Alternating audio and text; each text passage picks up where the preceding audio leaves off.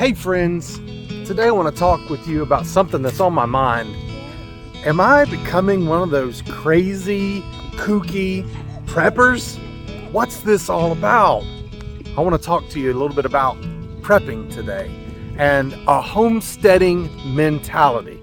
So, let's dig in.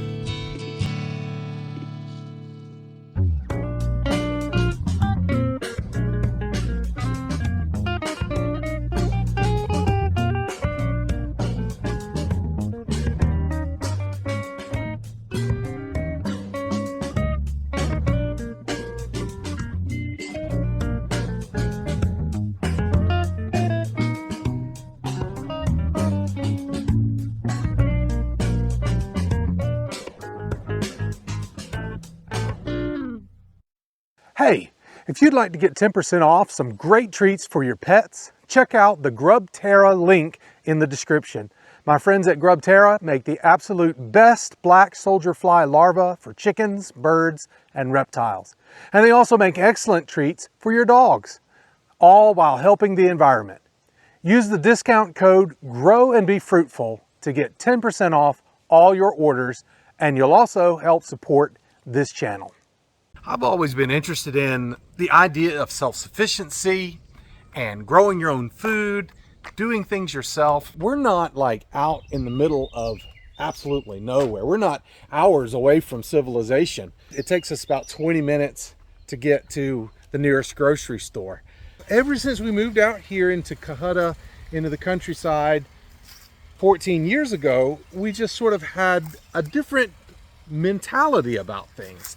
We realized, just for convenience sake, we live a lot farther away from things than other people. And we can't just run to town, grab something and come back. I mean, we can, but look, that's 20 minutes to the grocery store, 20 minutes maybe at the grocery store, and then 20 minutes back home. Could be an hour. So it just changed the way we think about things just for everyday life. And that's kind of what I think of for us, the homesteading mentality is.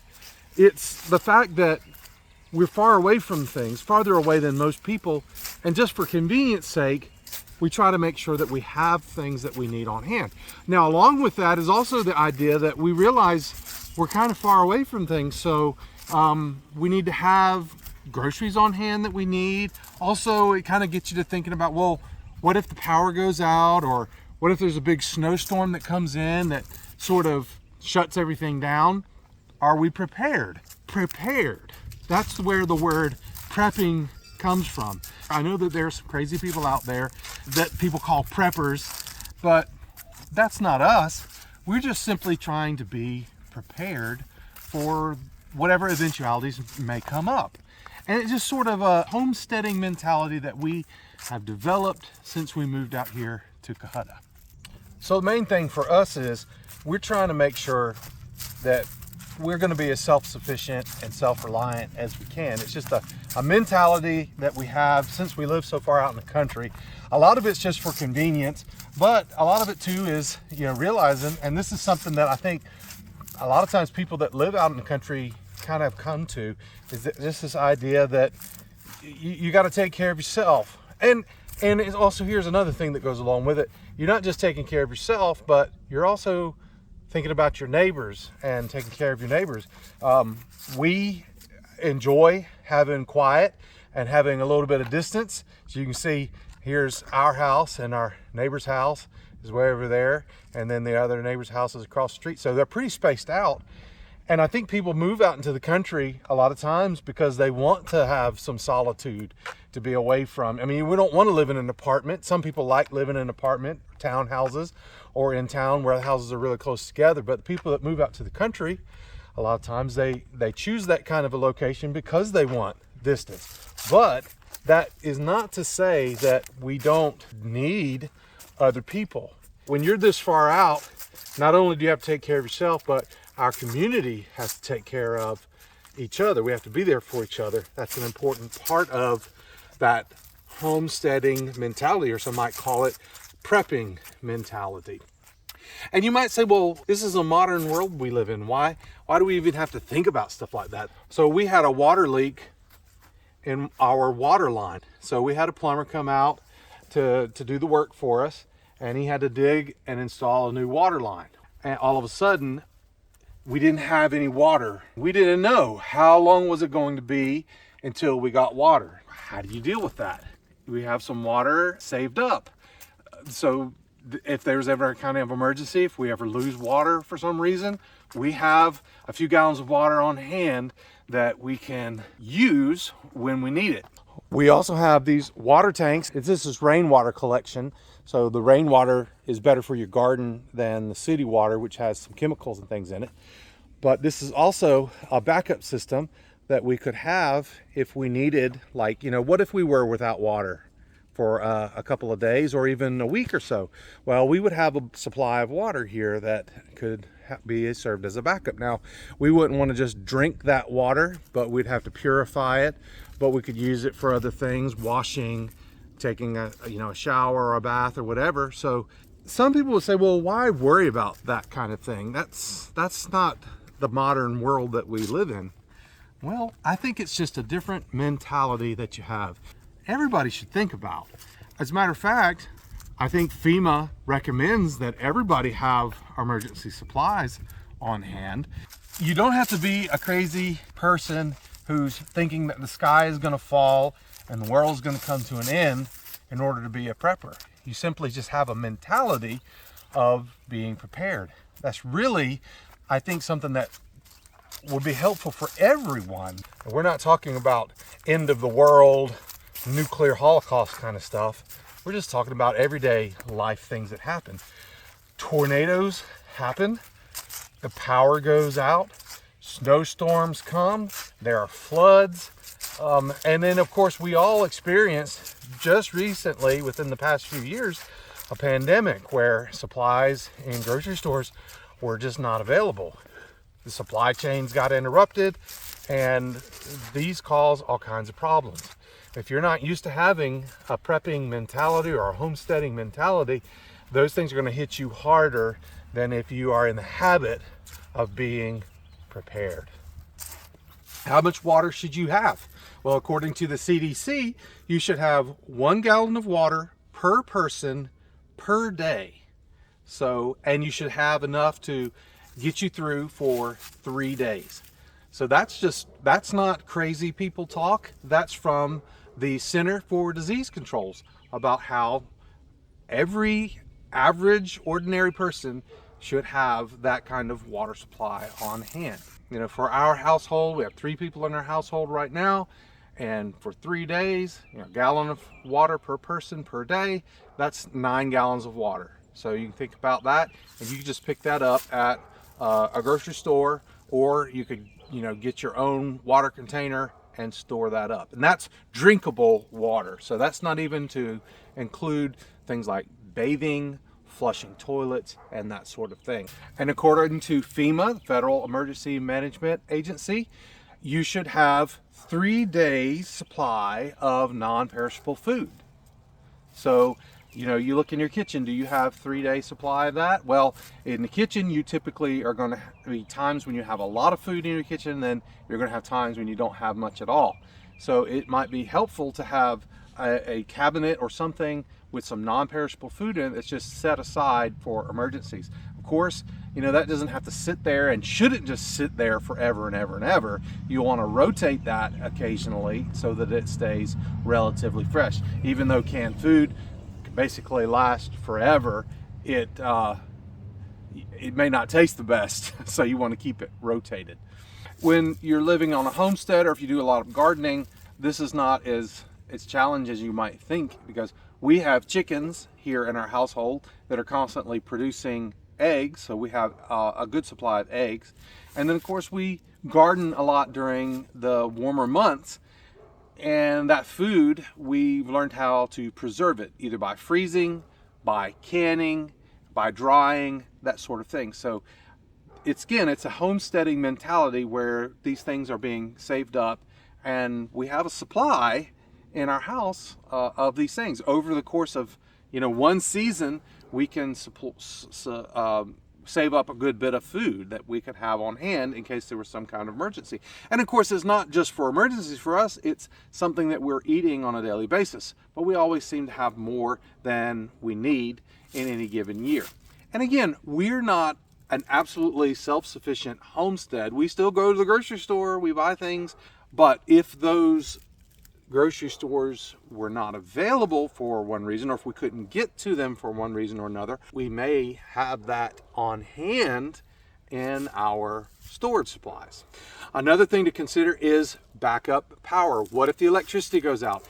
That is a very common problem, whether you live in the country or in town. I mean, how many of you have had a power outage of some sort in the last year? You have candles. How would you keep your refrigerator or your freezer from warming up so much that it would become a problem? We have a backup generator here at our house. We just have a small portable generator that we could use to run power saws or things like that. So it's portable and I could take it around, and if I need to be away from a power source, I could still run my power tools with the generator. But it also is a large enough generator that it could run the essential appliances in our home, like a freezer and a refrigerator and things like that. Also, what about cooking?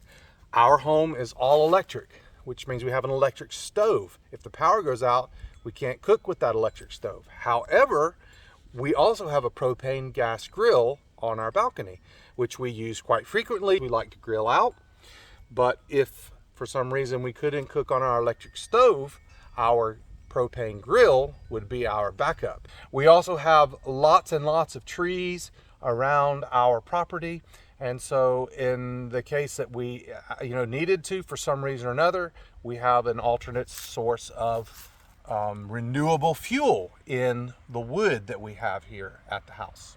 What about making repairs? Again, out here in the country, it's not always so convenient to be running to the store every time you need one more screw or you need one more tool. So are we able to do some of our own repairs? Do we have basic supplies on hand? Screws, nails, glue, that sort of thing. I try to keep that kind of stuff here. And again, it's not about being a crazy prepper who's waiting for doomsday to come. It's simply convenience. Most of the time, you didn't anticipate that you were going to need this particular screw or nail, or you're going to run out. And I have some of those. I save up those kinds of things. You may notice out in the country, quite often homes will have something that looks like a junk pile off to the side, and you think, oh, that's so trashy. But that scrap pile, I can scavenge things off of that. Screws, a piece of metal, a piece of wood, whatever. I can scavenge things off of that, and I can make a repair. I can fix something on the chicken coop. I can do all kinds of stuff. So that junk pile has a purpose. What about medical supplies? Do you have basic first aid? Do you have medicine? Do you all remember that during the pandemic, we had shortages of all kinds of things? Toilet paper, hand sanitizer. There are a lot of basic things that we take for granted, including medicine, bandages, ibuprofen, Tylenol, antibiotics. I hope that what we have been through in the last few years has been enough to make everyone think these supplies that I think I can just go down to the store and get, they're not always necessarily going to be there. They might not be there, and you should be prepared. And again, living out in the country, we're doing a lot of work out in the garden with our hands. People get cut, might get a scrape, could be a little more major. And for us to get to the hospital, it's 30 minutes to get to the hospital. If I had to call an ambulance, not only would it be 30 minutes to get to the hospital, but I have to wait for the ambulance to get out here to me and then take me in. What if I had to call the police for law enforcement to get out to my house? Minimum is going to be 10 or 15 minutes. And that's if they're coming from the town of Cohutta. But it's probably going to be a lot longer than that. We actually had an incident where a suspicious character knocked on our door in the middle of the night. Very, very suspicious. So we called the police 6 hours before law enforcement made it out to our house to check on this suspicious incident. When you live out in the country, you better be prepared for whatever kinds of situations might come your way. We also have sometimes situations where stray dogs, wild animals might come up into the yard and we have to deal with it. Are you prepared to take care of yourself? Because you're not going to necessarily be able to rely on law enforcement to take care of it for you. By the time they get there, it may be too late. You better be ready and prepared to do things. That's not crazy talk. That's actual real life situations that we've dealt with. Are you familiar with your neighbors? Do you have their phone numbers? Can they call you if they need some help? Can you call them if you need some help? My neighbor can get to my house a whole lot faster than a police officer can. So, something to think about.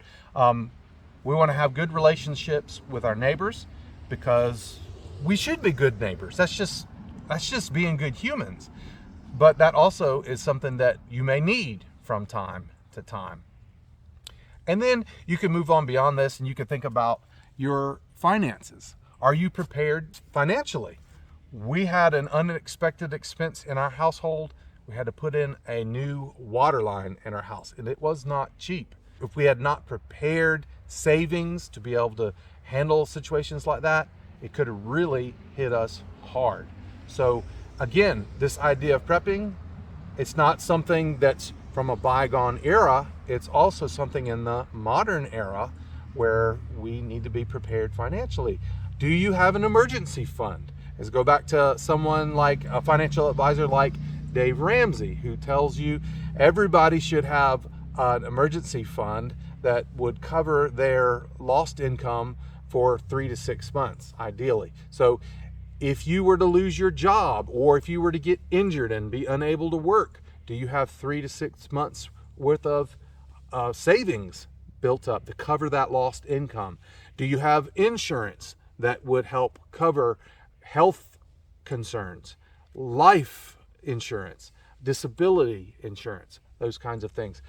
If you don't have the insurance, do you have the money saved up that would cause it? Do you have a network of people who could help you through those kinds of situations? I could name at least five people, 10 people, 20 people who would be there for me. What about you? In Proverbs chapter 3, verse 29, it says in the New Living Translation, "Don't plot harm against your neighbor, for those who live nearby trust you." We're called to be good neighbors. In the Bible, it was understood that God's people would take care of one another. We are meant to live in a community. That's the way God created us, to be in a community. We need our neighbors. Even when we live out in the country and we like to have our space and we like to have our quiet and we don't want to be right up on everybody, even in the country, maybe even more so, you need to be a good neighbor. You need to be a neighbor who treats your neighbors with respect. You need to be a neighbor who can be someone that can be counted on, who's a good member of your community, someone that's trustworthy, someone that's not going to cheat your neighbors or do them wrong. We need each other, and the thing about it is, when you're good to your neighbors, they more than likely are going to be good to you. And that is a big part of a homesteading mentality, where we are prepared and where we are self-sufficient and self-reliant and resilient, but we also realize that no person is absolutely self-sufficient and self-reliant, because we need other people. We are social creatures, and we need to be a part of a community, and we need to be a good member of our community that is helpful to those that are in need and is someone that people can count on. Try to adopt some of this homesteading mentality in your life, whether you live out in the country on a homestead or even if you live right in the middle of town. We can all benefit from having a little bit more of the homesteading mentality in our life. And then we can get out there and be good neighbors, and we can grow and be fruitful.